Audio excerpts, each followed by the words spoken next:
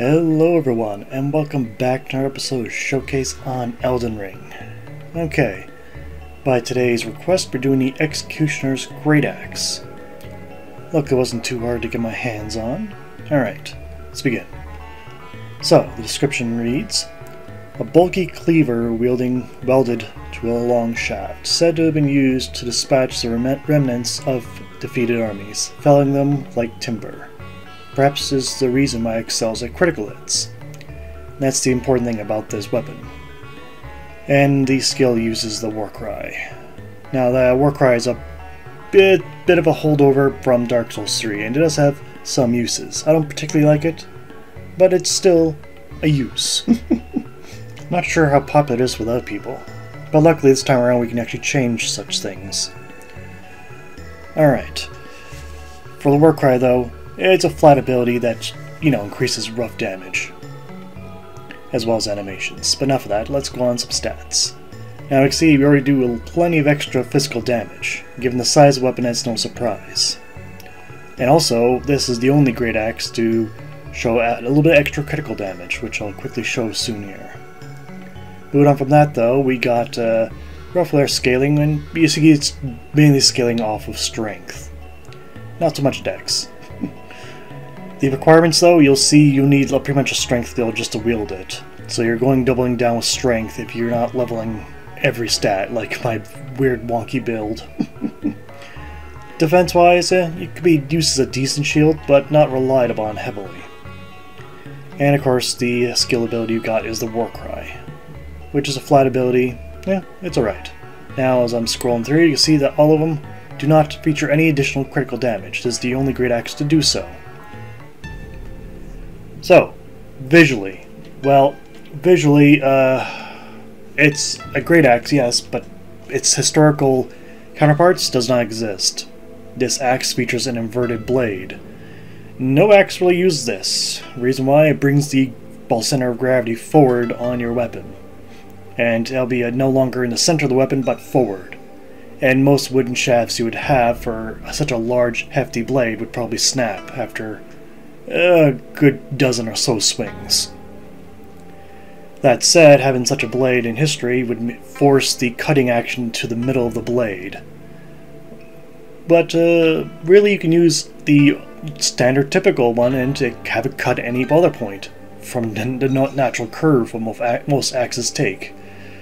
And in the picture you can see I show an actual executioner's axe, or a heading axe as they're called. They didn't really feature much in the way of a curve, or a reverse curve for that matter, because it was pretty much expected that your executioner knew how to swing the damn thing, and will lop. That said, sometimes it does take multiple chops, depending on the individual and the individual being cut, and maybe the condition of the heading axe of itself. Mind you, that thing is small in comparison to this Greataxe. The heading axe was never a Greataxe. Reason why? Probably too difficult to wield and to efficiently drop it upon your supposed noble who's being beheaded. Or criminal. That said, in this world, that's thrown to the wayside and we have a reverse curve axe. It does have a sharp point on the end of it, which seems pretty pointless, but no matter. Let's move on to the animations. Okay, going on to the animations of the Greataxe. Well, the physical attack as we see is pretty much using it. What else? A chopping motion. Kind of what I expected from a Greataxe, no? That said, it's actually quite rapid. You would think your character would have more trouble swinging this, but no. And here's the power attack as we see its overhead chop with the vertical swing to cut any ankles that would be in your way, or kneecaps. So yes, and both these moves can be charged, though very slow. Alright, next let's check out those crouching. And the crouching attack, that is really quick. Far quicker than anyone would realistically swing this thing.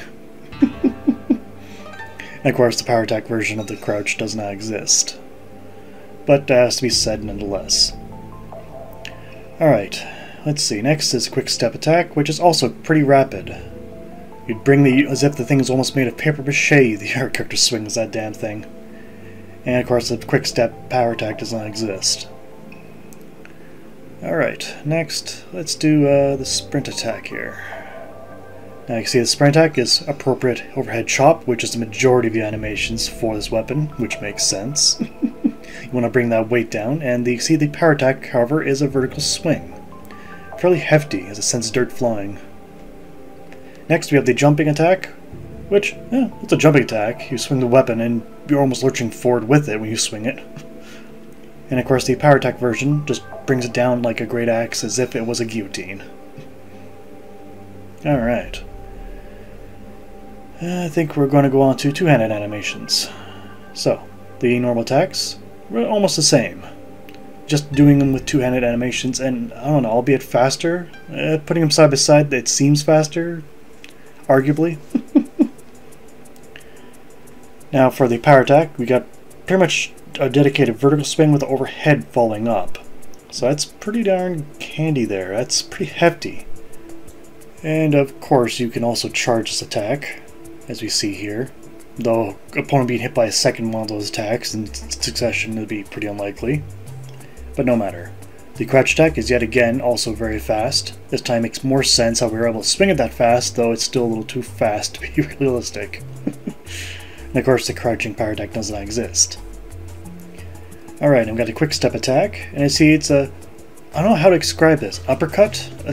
A backhanded swing uppercut? It's rather awkward looking, but kind of makes sense. And of course the backstep power attack does not exist. And you can see the sprint attack, just uses it, overhead chop, nothing new there. We're used to seeing the chops now. However, the power attack, very fancy. We got a roundhouse swing. Very neat. Okay, next we got the two-handed, or the jumping attack, sorry. And nothing new here, it's the same animations, just two-handed. Just like the single line of animations. Alright, what am I missing? I think I'm missing the Warcry ability now. I think that's we cover everything else. So when you activate Warcry, your character glows with a red aura. And you can see your power attacks now are a bit more used with finesse. Although any opponent, any actual player will see that you're using that. Doesn't last too terribly long though, about, I don't know, duration about 15 seconds, 20. And you can see here when I charge my power attack, and I gotta reactivate it, that my power attack animation now is a run-up, the chop. It is more powerful than the standard charged up power attack. Still though, you gotta time that rather right, because that's quite a large gap in attack. So you can see Warcry now with the consumption. And it's not too terribly bad. Takes a decent amount. Activating it twice, boost, it doesn't give you a double boost. Doesn't extend the time either. So let's look at some horse animations. So when swinging the big freaking axe here, well, it's called the blade, but I guess it is still sort of a blade. You see it's nice sweeping attacks. Very easy to use, though it's very slow. Personally, after using it on the horse, I didn't really care to use it on the horse too much. That said, and one would say it's hard to use, just seems awkward.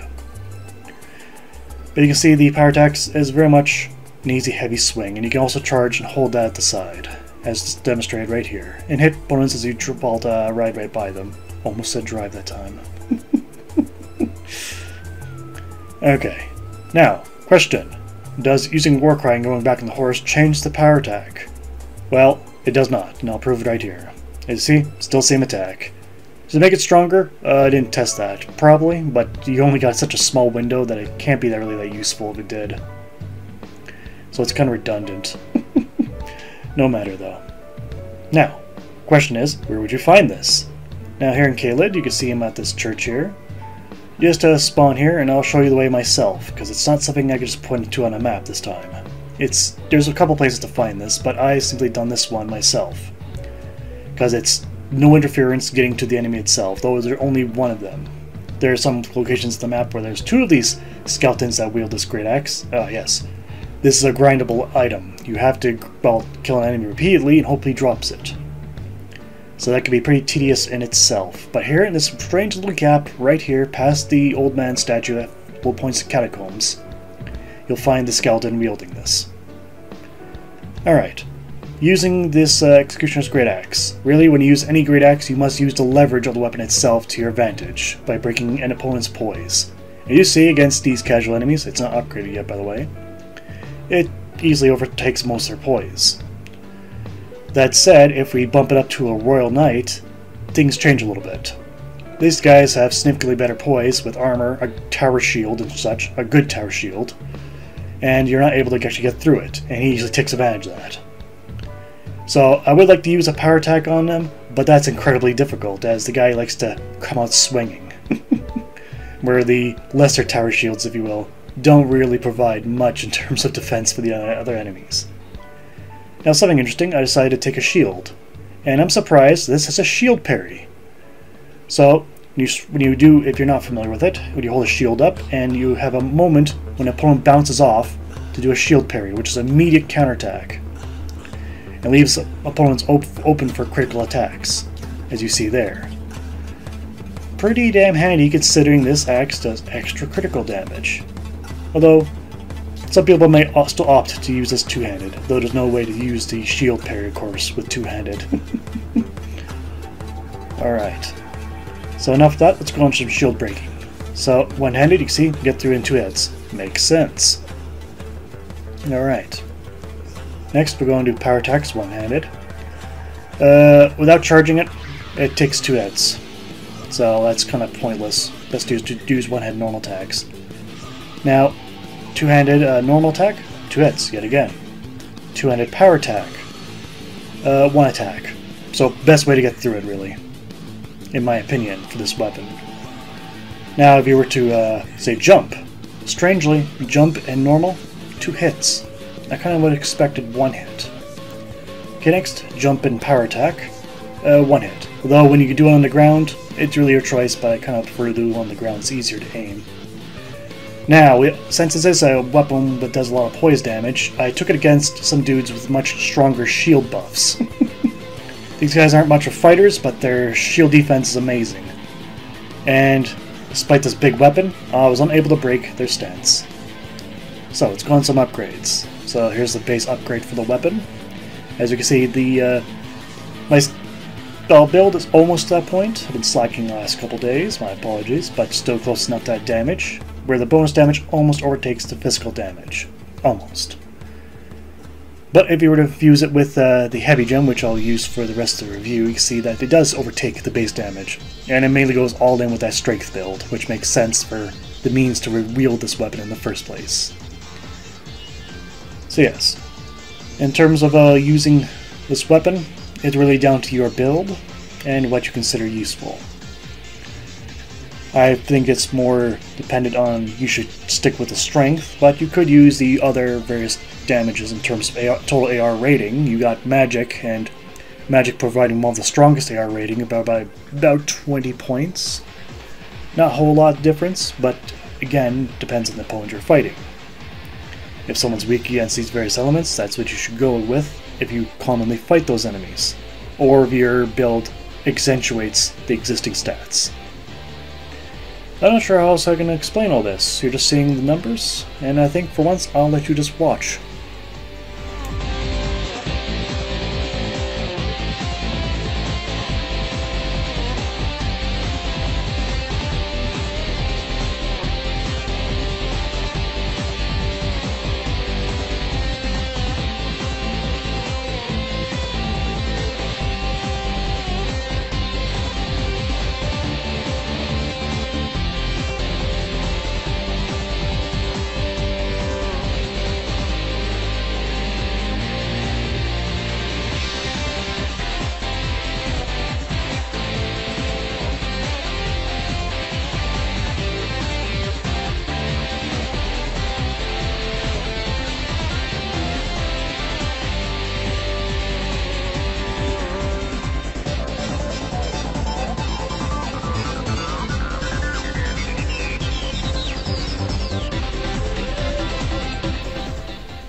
Alright, so I'll be using the heavy gem as I mentioned earlier, and I'll show it in action. So fighting a troll, I managed to break his stance with 2 power attacks. That's pretty damn awesome. That's a lot of damage there. That said, I was unable to follow up with a critical attack, as the other times of footage he kept stomping my head. But no matter. There's plenty of chances for seeing criticals. He just landed on this damn stump. But no matter, the weapon, even without the critical attack, still just tore right through that troll. Alright, but I'll show at least one other with the war cry. So that's the problem, is he likes to stab my head. And with the war cry, I still took 2 attempts. And this time, did get a critical. Now we can see the damage here is definitely nice. Though, how much damage difference? You're looking at a 10% difference between this axe and other great axes. It's not gigantic, but still serviceable. That said, is this the best great axe? Time will tell. I gotta upgrade all of these and find out for myself. Now, here I'm at the Halleck tree. It's more of the casual enemies, so their poise is similar to the ones I fought near about halfway through the video. But in terms of using against enemies, you can see me effing up or screwing up the power attack there. You gotta carefully time all that. But otherwise, that jumping, chopping action, that's pretty. That's what shit's fire. That stuff's really nice. Like just jumping and attacking your opponent and having them stagger, not even able to react in time to your follow-up attack. It's nice, and when they do defend, they can barely even just hold that axe back. At least for casual shields. Tower shields still might be a problem at the higher levels. But no matter. The damage output of this thing is still amazing. You can easily tear apart through most enemies. Though, that said, can you fight a huge group of enemies? Probably not, without getting hurt. But no matter. Now, since this weapon is pretty powerful, I'm going to up the ante in this video and go a little bit further. So we're going to activate the war cry, because I know there's a dude at the top of the stairs here. And we're going to properly wind it up, and you can see it's a one-hit kill. Not easily done, because you need to time it all right, and your opponent needs to basically keep his distance properly. So that's those 2 dead. But wait, I'm going to up the ante a little bit more, because just past all these dudes, let's do a sneak attack here. It's a good opportunity to show again that critical damage, which is lots. Is right down here, and we got a clean rot knight. I believe he's a knight, anyway. These dudes very much breathe, holding back huge amounts of poise damage, and even then, I wasn't able to break through it. But regardless, I still staggered him to death.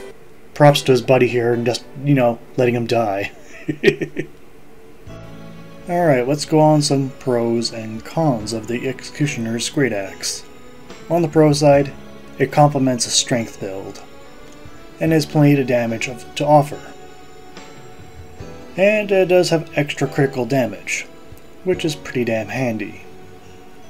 Alright, and I think that's sort of it for pros. It doesn't really stick out to be any different from the other great axes, at least of normal ones, with anything else. On the con side, however, it requires solely a strength build, pretty much, as you need that 30 strength just to wield the damn thing. And there isn't a whole lot of other cons. It's what you expect from a great axe. Any other con to be pretty superficial. I guess you can say it has a heavier weight to it, but that's about it. That's kind of what I expect from the great axes, but no matter. Let's go on to the score. Alright, starting us off, we'll go with damage. I'm going to give that a B+. Plenty of damage in here, although it doesn't have the DPS to maintain the higher end of that damage. Reach, nothing exceptional there, nothing new, a B-. It's greater than most great swords or long swords. Animations, it didn't really reinvent the wheel, but it's a B, since it has alternative animations with our war cry. Scaling, I'm going to give that a B+. Although it's a bit limited, that if you have a strength build, this is definitely a weapon you should consider. And miscellaneous, I'm also going to give that a B. There's nothing really, other than the requirements of this weapon, there's no real serious disadvantage, other than the slow swing speed of most of the moves on the Greataxe itself. Although that's more of the moveset than the weapon itself. So in total, really this gets just a B. A lot of B's everywhere. But pretty damn good weapon overall. So in conclusion, well, this weapon didn't really exceed my expectations. It met them. It wasn't underneath them. It's a great axe. Just like the ones in every Dark Souls before it, it did exactly what I expected. The critical damage is nice, though I don't think it's a huge selling point, at least not for people like me. But if you run a strength build, as I mentioned before, it's more or less for you. But otherwise, I don't think there's much else I can add to this. It's a good weapon, Is it worth farming for? That's entirely up to you and your build. If you want, if that's what you decide. But really no matter. I don't think there's much else to say. So that's been it for Showcase for today. I'd like to thank you guys for watching and hope to see you guys next time. Do take care out there.